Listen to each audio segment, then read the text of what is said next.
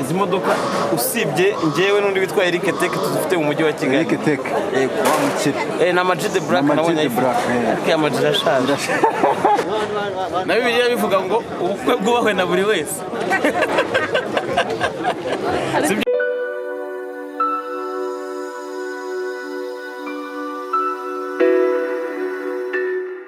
Murakoze cyane.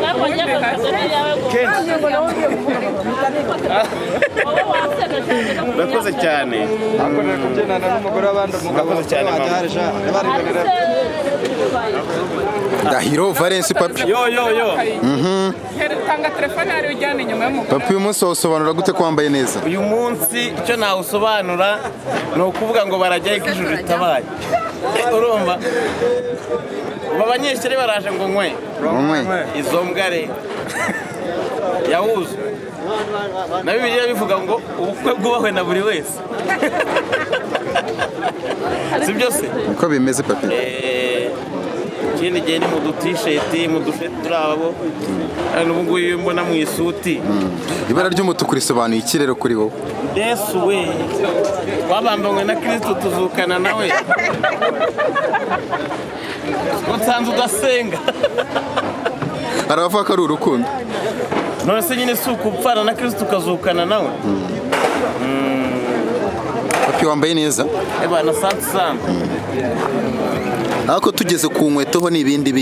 Iyi nkweto igura amafaranga nyavuze bandogesha bagira ngo ni ukwiyemera. Oya, tuzibona na ba Cristiano. Nirinda kuvuga ibyo nambaye kugira ngo batazavuga ngo ni ukwikina nka babandi bambara impeta zuzuye intoki zose zidafite igisobanuro. Babandi bapfa. Oya simbazi. Bazambara nta gisobanuro nk'aba basitari bambara amasaha atabara ngo bambaye Rolex. Bakagaragara.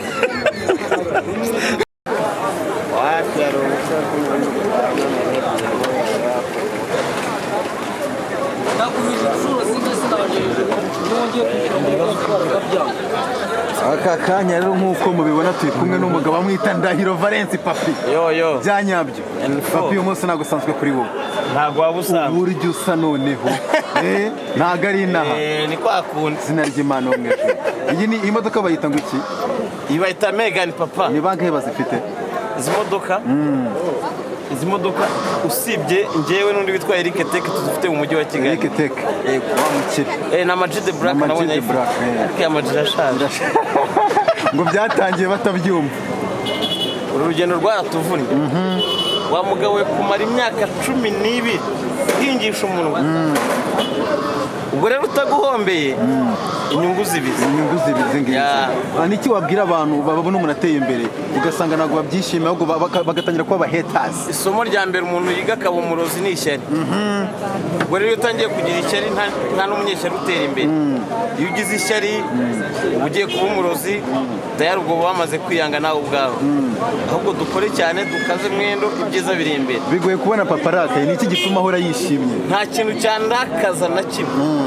Kuko iyi si nuko imeze n'urwego urazamuka byagera ukamanuka. Warakara se gute kandi igihe kizagera ugapfa bakaguhamba ntuzongere kwibuka. Abantu babona papy uyu munsi ariko ntibamenye igihe yinjiriye muri karere itangazamakuru. Yabyinjiyemo ryari? Ubundi papa avuka he? Mvuka mu karere ka Rulindo mu murenge wa Murambi. Undi umugabo ndubatse. Umugabo w'abana n'umugore. Babyumva. Maze mu mwuga imyaka 12. Nahereye kuri City Radio, nahereye ku Mirasire. Jya kuri City Radio, muri BTN. Papy, nagutindije dusafata undi mwanya ariko hari ijambo rimwe nshaka ko uvuga rya inspiring abandi bantu mu buzima. Ni iki kintu gituma papy agenderaho? Papy niyo quote ya buri munsi. Ni iki gituma papy ahora ari straight? Nirinda gukoreshwa. Cyane cyane muri uyu mwuga iyo wakoreshejwe ukaba nk'igikoresho bikatuguha ibi ukora ibi buriya igihe cyawe kiba cyageze cyo kuba kariyeri yawe yarangira. Umunyakuri uharanire ikintu cyose kijyanye n'akarengane. Ubundi akamaro ka media ni advocacy, ubuvugizi. Kandi buriya umukene ni mugenzi w'Imana. Iyo uvugiye umukene uvugiye uhoraho imigisha ikuzaho. Ariko iteka niwumva ko ushaka kuba nge atari wowe nge usoroma ibimusumba ihangane ibimutokoza. Umugabo witwa Kobe dusoza nawe wavuze ngo icyambere ni discipline. We ni iki? cyambere ngo ni discipline. Komera seruka. cyambere ni discipline nyine. Uyu mugabo uramuvuga iki biseruka? Uramuvuga iki? Byararangiye. Kaza mwendo aturi Rwanda papa. Papi hashye. Kutabonga manager.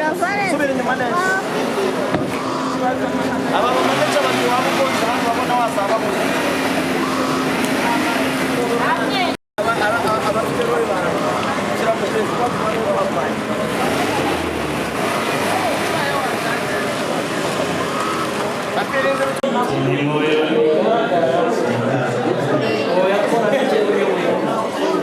Kirakora inkuru mu gihe mama gataraza.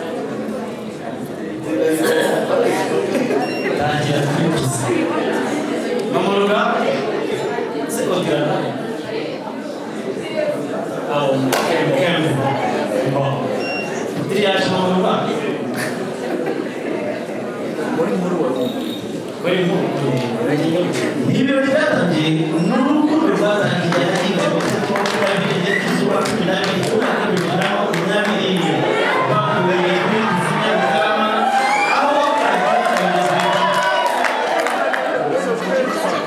ibihumbi bitatu byonyine kuzamuka mu rwatutumye bituma basezera umubano w'Abanyarwanda.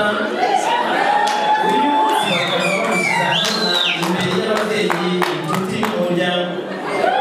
Ni urukundo ruzakomeza kuramba ndetse bagatunganirwa kuko bavuye mu biganza byiza. Ni umunyamakuru wa BTN TV, umufasha Fabio Kanyete yikinisha umega urukundo rurimo amahoro n'umutekano n'ituze biturutse kuri Nyagasani abongeye Ndahiro valensi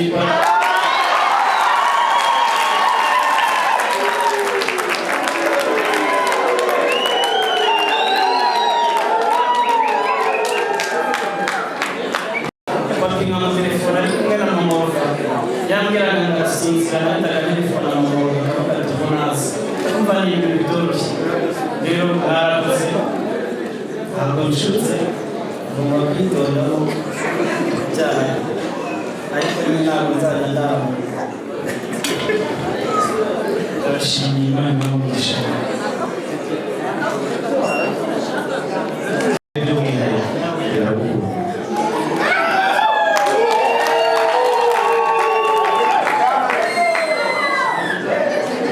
impamvu nagiye ngufasha kubwira ndetse na Jay n'umwana wateguye imbuto ngufi zikubiye mu byose yemereye kandi data nziza ndirimbo nakereje uyu munsi umunsi mwiza uruta iyindi nyagasani waduhaye uririmbe nk'uko bikwiye akorera bagasimabeshya byatuma dushika muri byinshi tukaganira gutandukira kandi ndana hari abantu batangira byarashwe yombi ibyo kuko uyu munsi uhuje abantu uhuje beza uhuje abantu bahuje umutima uhuje umufashanje na Jean Pierre ukaba sinabibabwira tugabyo n'ingabire ngaho rero rero ingoma umutesha ibereke wo muzitura umutagara usuke wose uri muri wemerewe isi yose hejuru y'isi ibe urwanyu igene irembo ry'ibihe byose kumwe na mwembi dujemo